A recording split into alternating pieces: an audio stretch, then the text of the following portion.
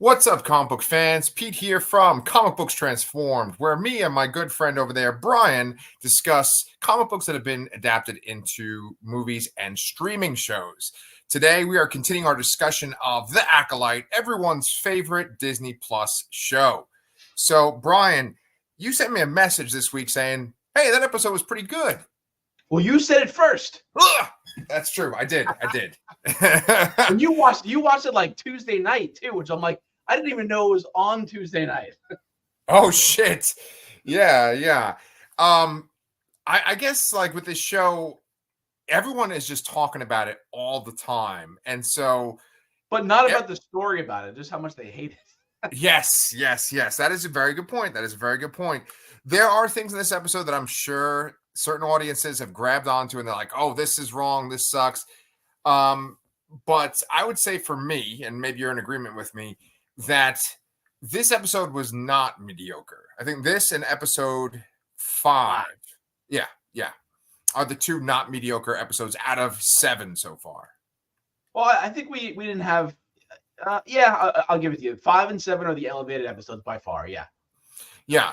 So I liked this episode. I have a lot to say about it. Eckhart's Ladder, who I reference every time we do these recordings now, he made a really good point. He felt like, why did we have to have this episode and episode 3? That's a great question. Especially, well, I think they just wanted to use that. What is that word? That storytelling. Some of them are. We see different vantage points. Yeah. Isn't it something like chiaroscuro or something like that? I don't know. No, that's a sketching thing. Oh no! Oh god! And I only know that word from Strong Bad. Oh, Rashomon. Rashomon. Yes, there you go. Thank you.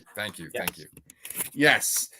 So yeah, it is that. It's definitely like, there's just this great episode of Batman the Animated Series called POV, and that introduced me to the idea of multiple points of view.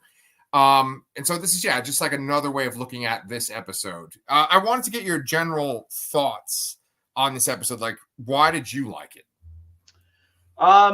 Because it filled in those gaps that were annoying in the third episode, which really brings up that question: why did they do it that way? Why didn't they just give us this episode? I guess it just doesn't pace out a mystery enough.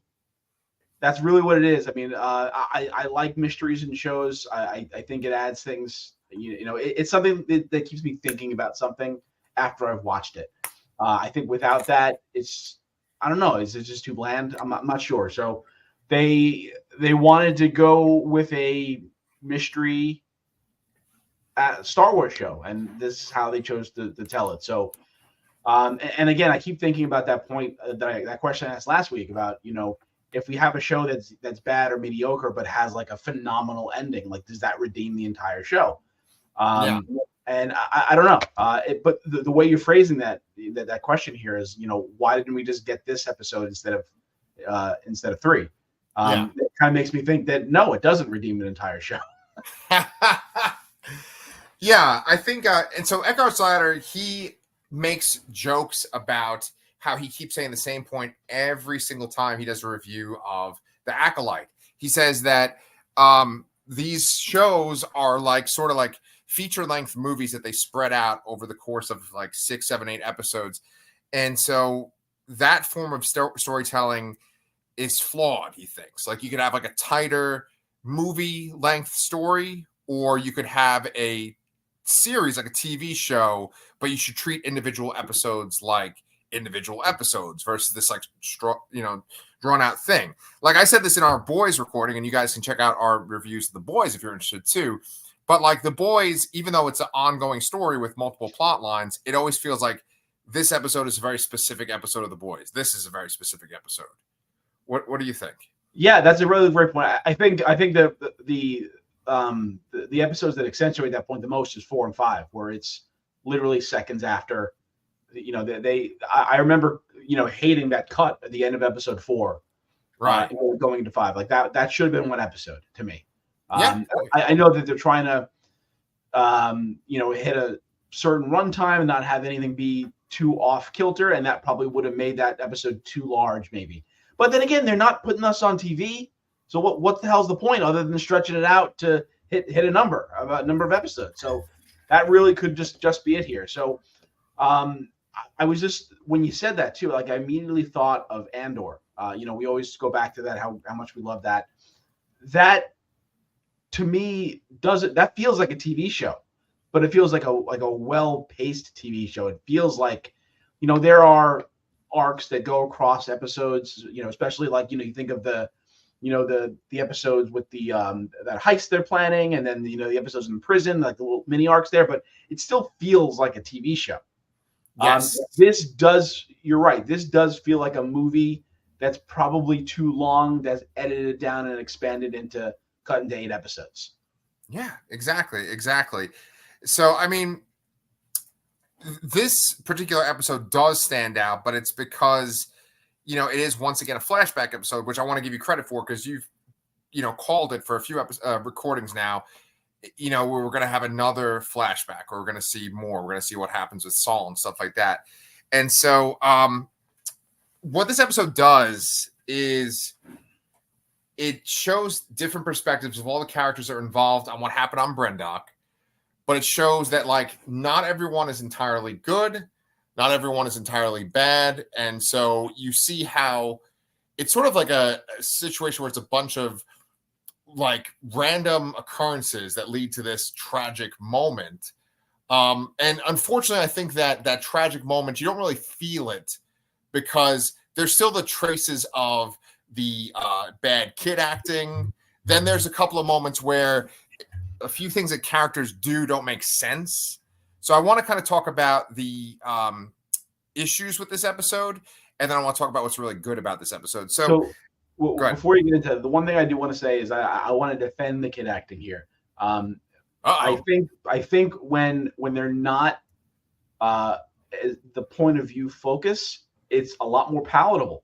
Honestly, I didn't mind it. I mean, most of the footage we saw with them was reused footage, right? But it was a shorter cut of it, and it didn't bother me as much.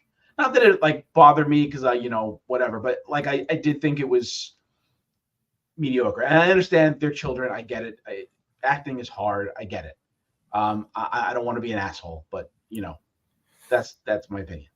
Yeah. Well, the thing about acting though, right, is that if you have weak dialogue, if you have dialogue that is like just mainly exposition where people are just basically explaining things to other people, then the quality of your acting is going to suffer too. It's going to stand out like a sore thumb. And that's pretty much what May and Osha had as kids in both of these episodes. We're always what's that? Agreed. Oh, agreed. Yeah. They're like, oh, we're always going to be together. Why don't you want to be in the sisterhood? Why do you want to become a Jedi? Ugh. It's rough, but you're right. It's in much smaller chunks this episode. Yeah. So, one of the things I did like that it's kind of intertwined with one of the things I really didn't like is that we see why the Jedi are on this planet now. We know why they're on Brendock. They're on Brendock because there was a disaster that basically wiped out life on this planet. But in that 100 years' time since the disaster, life has sprung up on this planet. And I believe that's an event that happens in the High Republic novels, correct? Absolutely. Yeah. The very first High Republic book, Light of the Jedi, it's written by Charles Soule.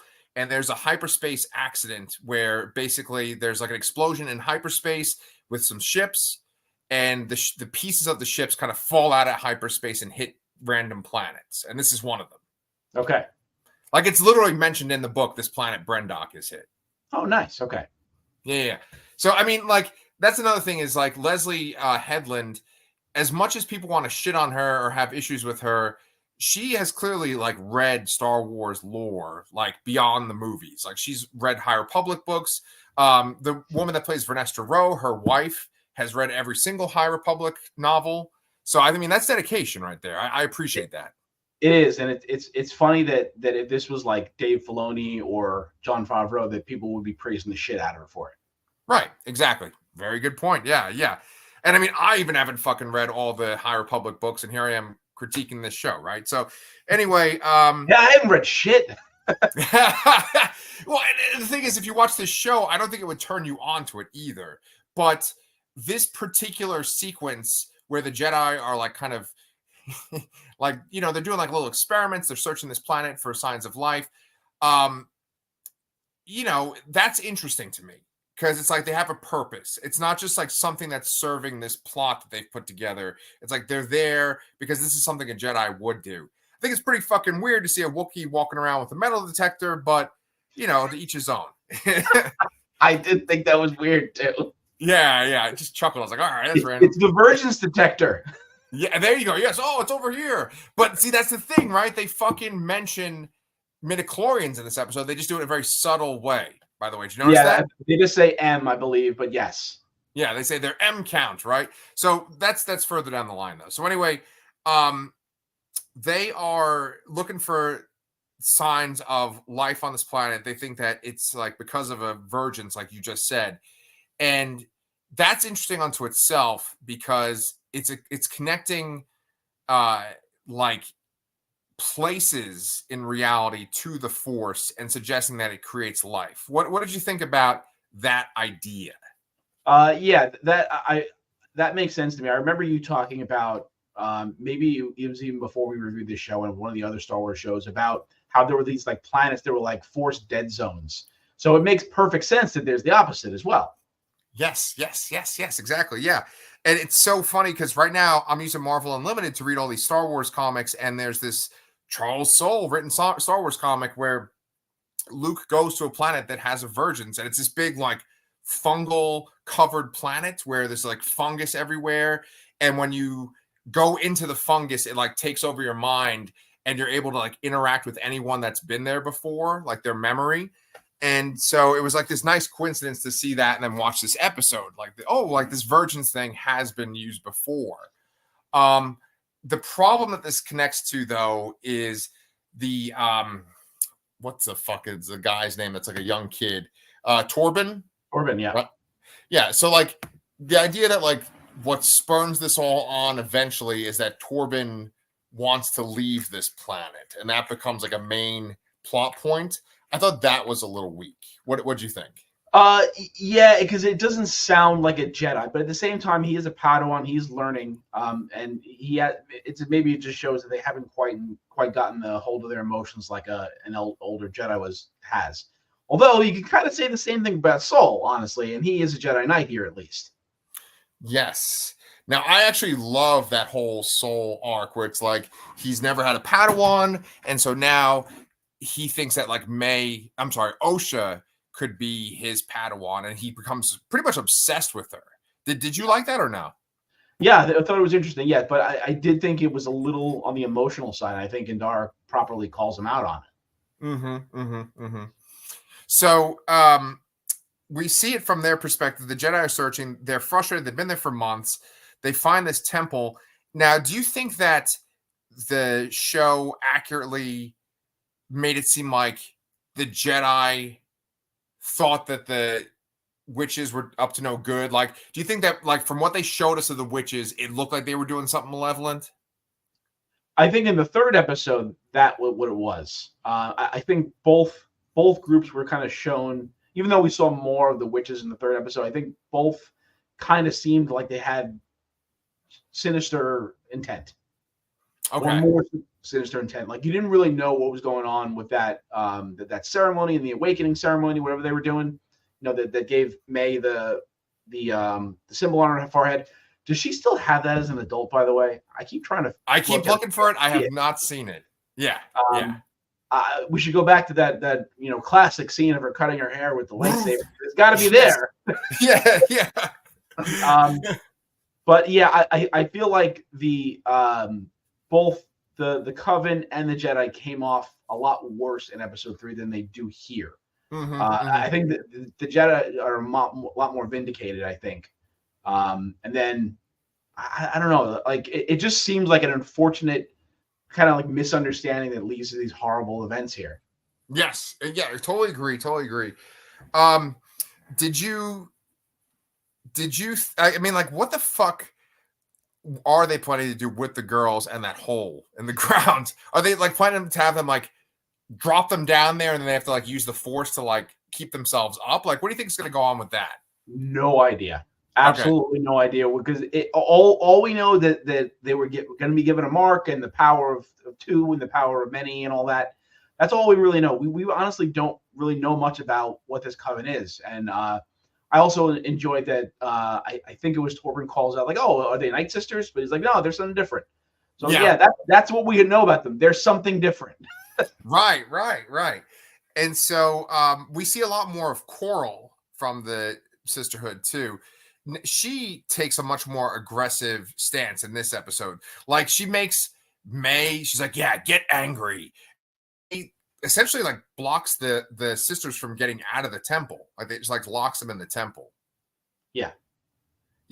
And then she's like, we gotta get ready to fight. They get all these archers ready to go.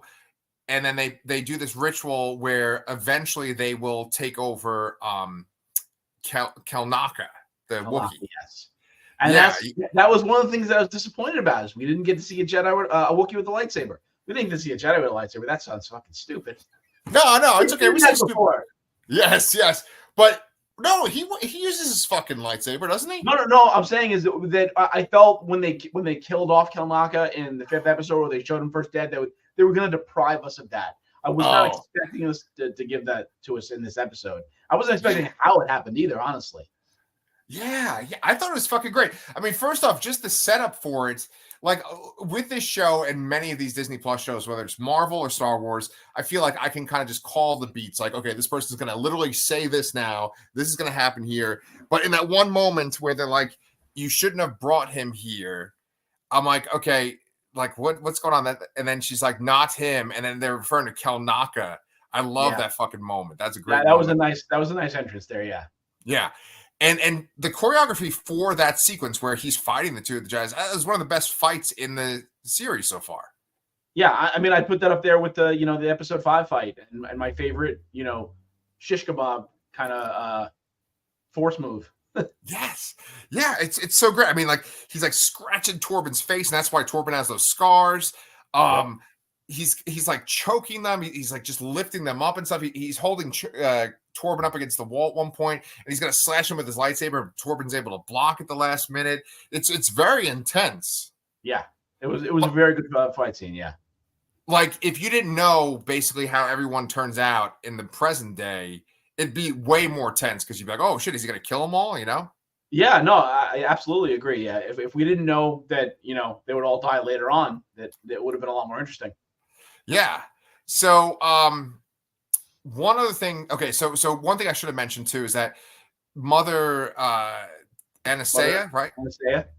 Yeah. She basically gets into Torben's mind. We saw this in the previous episode, in episode 3, but we see the details of it. And it's this interesting scenario because she's like in his mind and she's like, ooh, I could do anything for you. It's like, it's so funny because it comes like so close to being seductive, but it's not. You know what I'm saying? Like, it's like almost kind of sexual, but it's not. It's like just dipping the toe in the water for it, Yeah, I can see that. But at the same time, I know you had to complain about how that he wanted to leave was the thing. I actually thought it was an interesting point to pull on to get him to kind of let his guard down in a way, because deep down he wants to leave. He doesn't want to be doing this. He knows he's got to be here for months or years or whatever.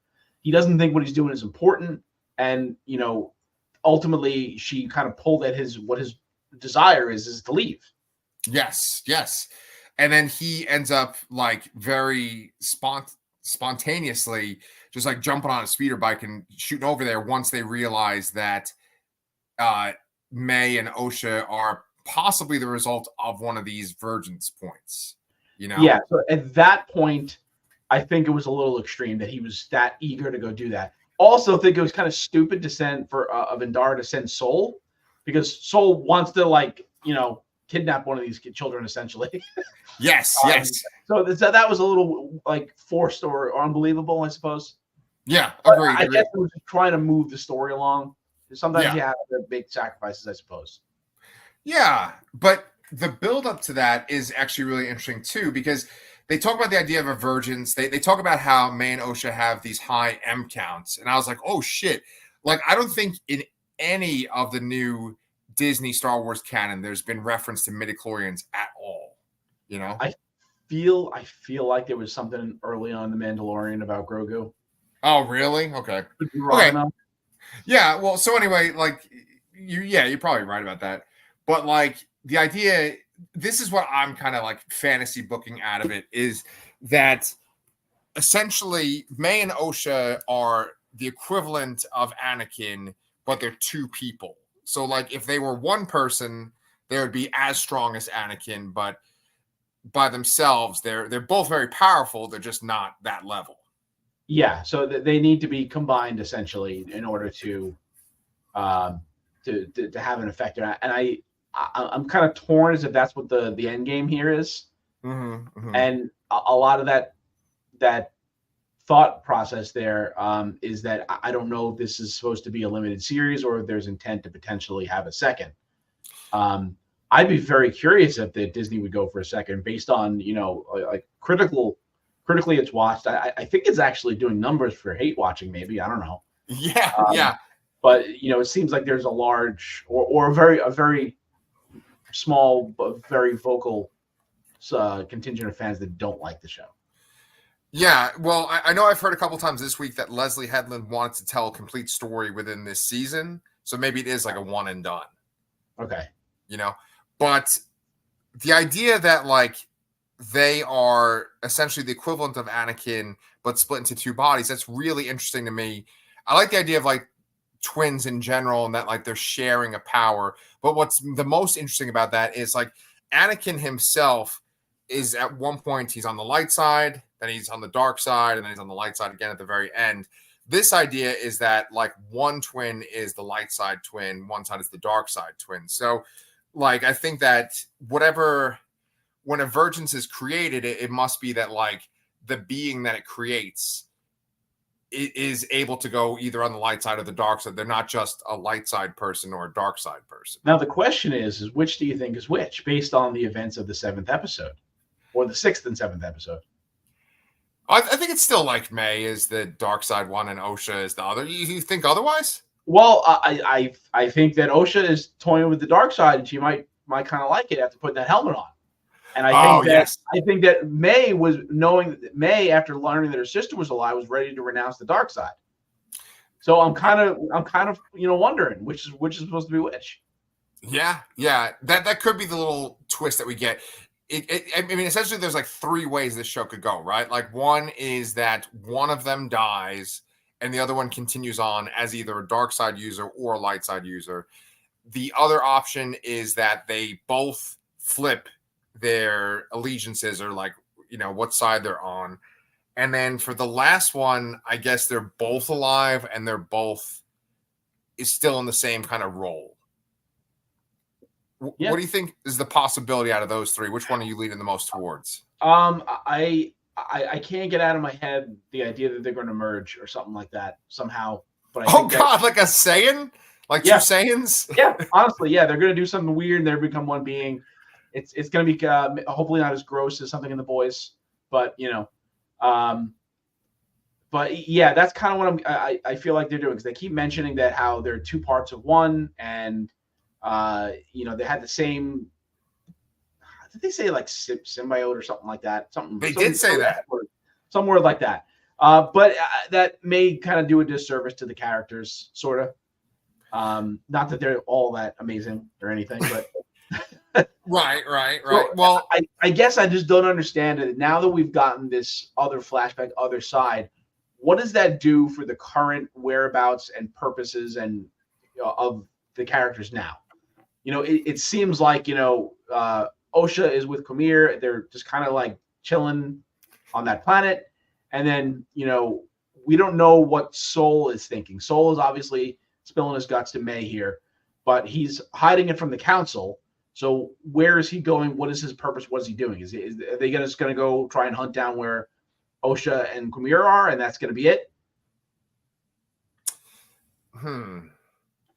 I think that it's implied that in the last episode that Saul did not know that was May, but maybe he definitely knows. Oh, he eventually does. Yeah, right. Yes. Yeah, but like maybe when he flies away, like right when he flies away, and then the Jedi show up, they're in the same spot, right? Like maybe before that moment, he realizes that she's May, and he actually wants to give her the opportunity to like face him and essentially kill him. And so he goes to tell her the story. Like, I wouldn't be surprised if in the very beginning of this next episode, the first scene is like him being like, and that's the whole story. Like, that's the way it begins. And then he lets her loose, and then he's like, do with that what you will. And he's like, I won't fight you or something like that. And then like she could potentially try to kill him. I feel like that could be the next step. But do you agree that there has to be a further meeting of Sol May and Kumir Osha? Like is that's got to be how it goes, right? They can't just be on separate paths at the end of the season here with one episode left. Yes. I do think that we are 1,000% going to get a scenario where May and Osha are with Quamir in the same scene. Absolutely. Okay. I don't know if Saul's going to be alive by that scene. He probably will. And I think he'll die before this whole thing is done. But I think this is going to be it. So Sol, Kumir is going to kill Sol. It's going to kind of shock May and Osha into working together to fight Kumir, and then they're going to beat him, I guess. And then that's going to be it. I think that is what's going to happen. You're suggesting that like they like physically mold into one person. What I think is more likely to happen is that one of them might be like mortally wounded, and then one will be like, I'll heal you or something like that. But then they'll be like, no, take my energy. And then they like take their life force into themselves. That could be something. Yeah. Man, we have a fantasy booking the shit out of this. Well, it'll be very interesting to see like where this ends up next week. But before we get to that, though, let's talk about how this all kind of plays out. So Kilnaka is fighting Saul and Torben at the same time. Then Trinity's character, that's Indara. Yeah. Indara is like flying a ship, and she's seen all this chaos going on. She's able to land it, and then she, like, all of the sisters together are controlling Kilnaka, and then she like is able to force their influence out of him. Do you think that she killed them by doing that? Yeah, that's a great question. I don't know if her intention was that, right, or maybe they just all got like knocked out or something at once. That's kind of what I'm thinking. And that they may actually still all be there, with the exception of Mother Anasea, who was clearly stabbed. Yes. Although they also could have been just burned by the fire because they were all unconscious. Yeah. I do think that they are dead. I just question if like, did they die in the moment that she broke their hold, or is it like they were just knocked unconscious and they burned to death, you know? And I guess the other question I have too is, what happened to May after she fell? How did she get out of that? Or, I think they kind of have to answer that there. Also, you had to touch upon the scene where Sol has the choice of helping both of them, and he ultimately, selfishly, potentially, chooses Osha over May. Yeah. I feel like that wasn't as apparent when we saw that in the third episode here, but clearly they drew out that perspective a little more to make it seem like he couldn't save both of them. Yes. It was like choosing between Macaulay Culkin and Elijah Wood in The Good Son. Do you remember that? Yes. And fuck that Macaulay Culkin kid. That's the May in that story. So, no, in this episode, they clearly show that like it's like, oh, he chooses Osha and lets May fall. I think preceding that scene, there's the part where he's fighting, like he's fighting Coral, Mother Coral. Yeah. And then she does the whole disappearing into smoke thing. So I'm guessing that she goes to get May, and she's actually like catches May. Okay. You know? Potentially, yeah. That sounds like a valid point. Possibly. Because I don't think she's dead at all. Yeah, that could be it. I mean, I guess they have a little bit more to show from that flashback in the next episode still. Yeah. But it does feel like there's a lot to wrap up in an episode. I'm hoping it's at least a little extended this last episode. Agreed. Eckhart's Ladder kept saying, he's like, I don't know how they could tie up all these plot points by this last episode.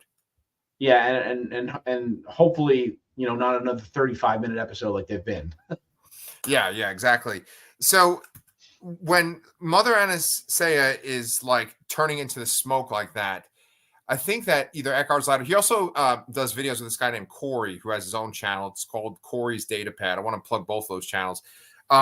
Corey or Eckhart Slider said something along the lines of that she was trying to like teleport out of there.